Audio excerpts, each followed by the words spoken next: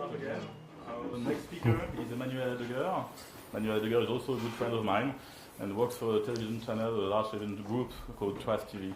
And will explain us how he built a transcoding platform based on open source software. Hi everyone.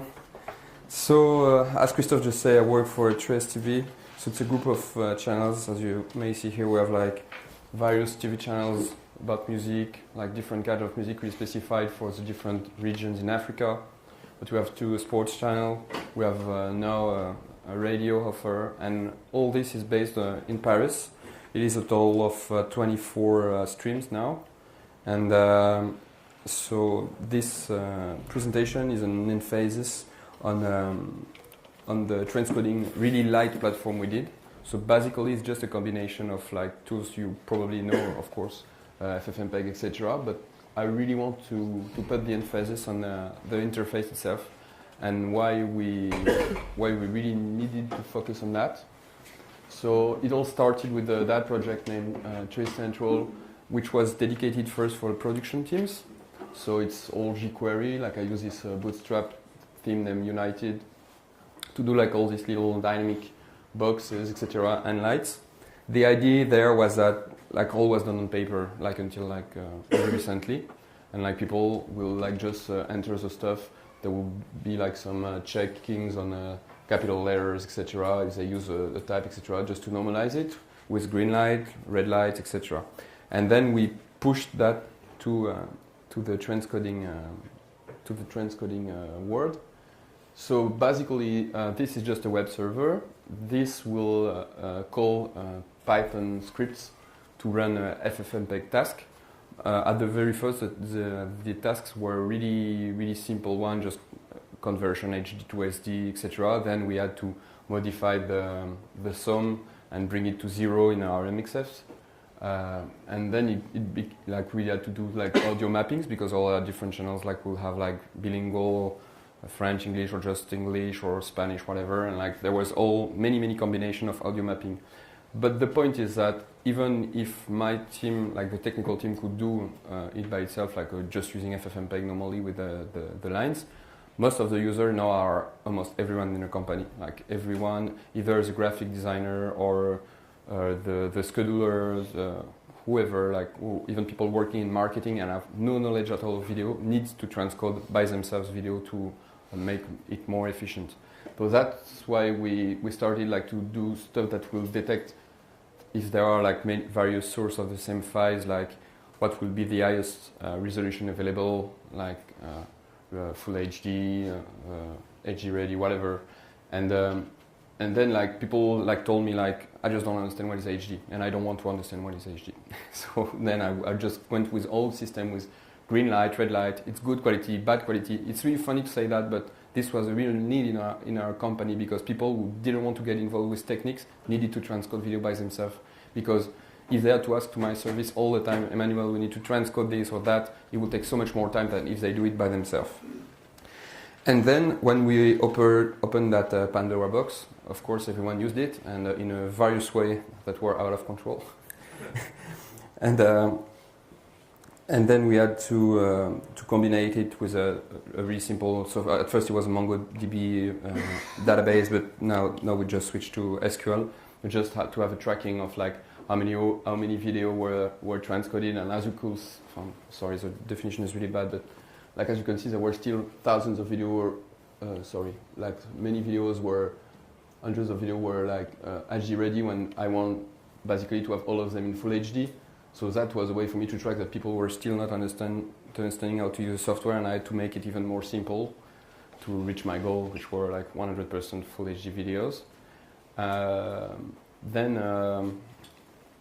Then what's next? So what we want to do next is to make it faster to duplicate our servers and to share it back with the community. So we just created a really simple GitHub. First for backup purposes and make it way more easy to duplicate. We added a parser, so this one was done in Node.js with like this package, so all are well known, but like most of our producers, they deliver the metadata as various various way to do it, like XLSX, but like CSV, and then they will do like non-standard CSV. Like they always think it's funny to customize it and replace the punctuation by like % or whatever. So each time like you have to modify the parser. It's kind of fun.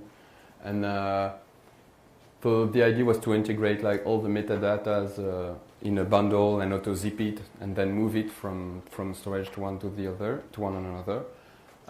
Then what I want to modify right now is that all the network folder paths are hard coded now.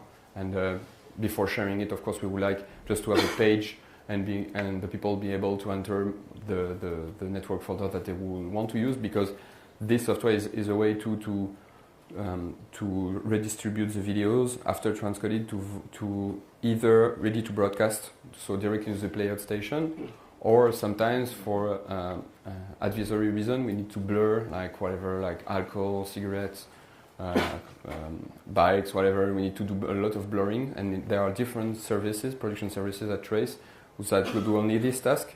So it will be rerouted from here to there, whatever, and all this is under control by the software.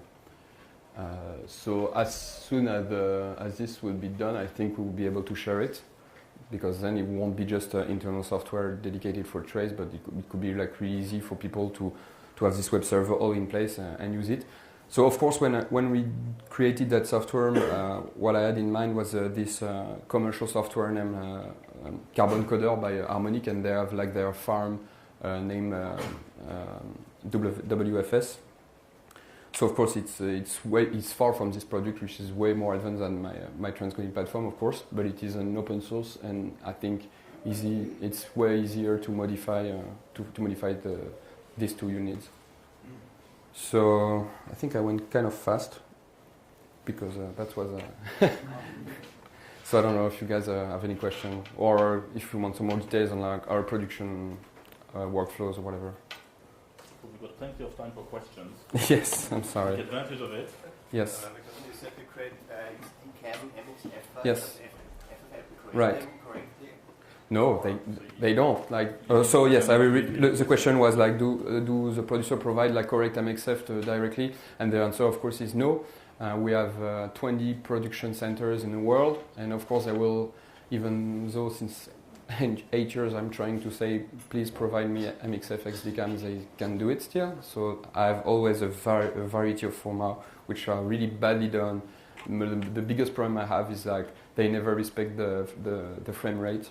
Like I will have like, they will invent frame rates, which is kind of funny, like because they think it is, when you have to enter the frame rate, like they think it's asked to them enter the number you want, and they will put like 11, so we have to get it back, or they will do 22 FPS, or I don't know, like whatever various format, and it's too late, because what you have to know is that most of the videos produced, for example, in Nigeria is a huge production city.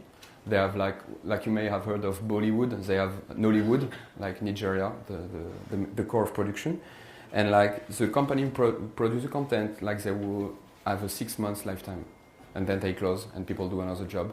So of course, like you have like this rush in 22 FPS, and they deleted everything, and you just have that, and you need to make it like a 25 FPS MXF XDCAM out of it. So this is a lot. We have this very, very often. Then much more classical is like all the content that come from the US, and then there will be 29 to 97 FPS, and we have to just bring it back to 25. But the same, like thanks to the open source community, we find a way to make it properly, like with like more subtle parameters to have the lip sync work perfectly on this modification, frame rate modifications. So now, like we receive like huge amount of formats.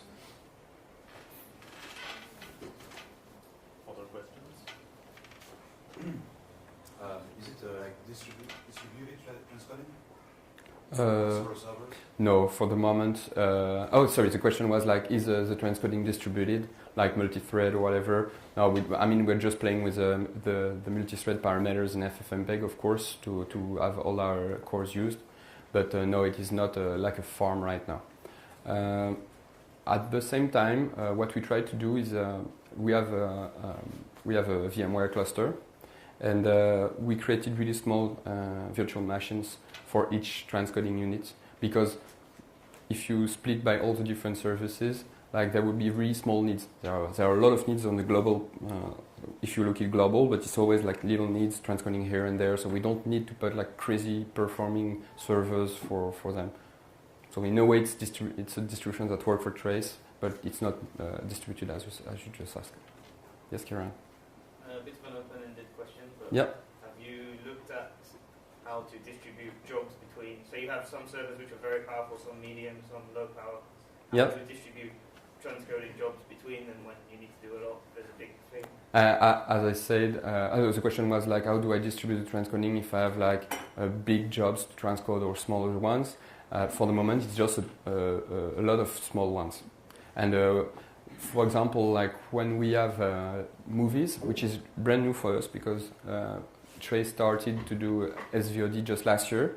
So for the first time we have movies where, as I said, we are a music channel, so our programs are never longer than 15 minutes.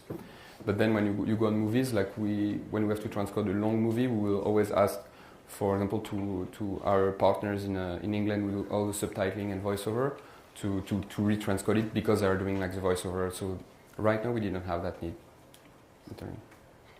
Yes. So who's your like key internal customer for this kind of tool? The question was who is the key customer of this kind of tool internally, and it will be anyone in the company really, because like the idea is to like the key word for in our company since 2 years now is like digitalize the company, whatever, and first like they were really proud of like our editors being able to shoot and edit, but now they have to shoot, edit and transcode, and like now even like marketing people need to transcode themselves the videos, so everyone needs to transcode. And that's why I explained like everyone is using it, and I tried to make this really easy word to understand what they were doing, at least kind of properly.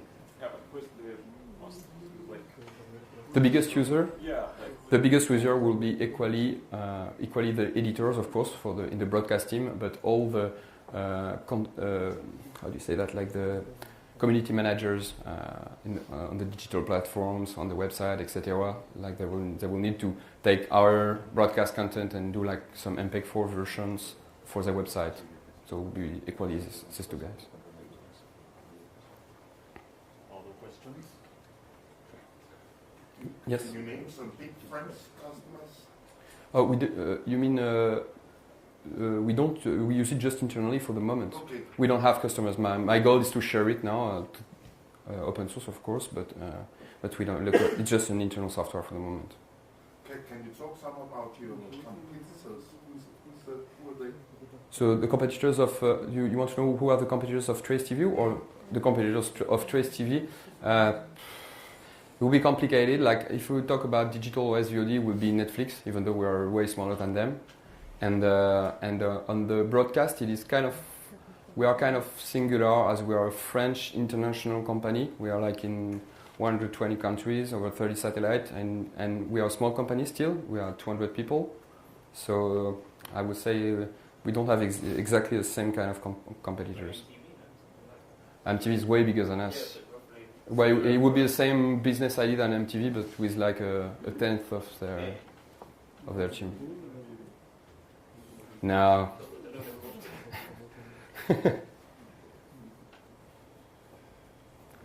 Thanks, everyone. Any other questions? Oh, sorry. Yeah, right. We still have time, so if you have questions, don't hesitate. Yes?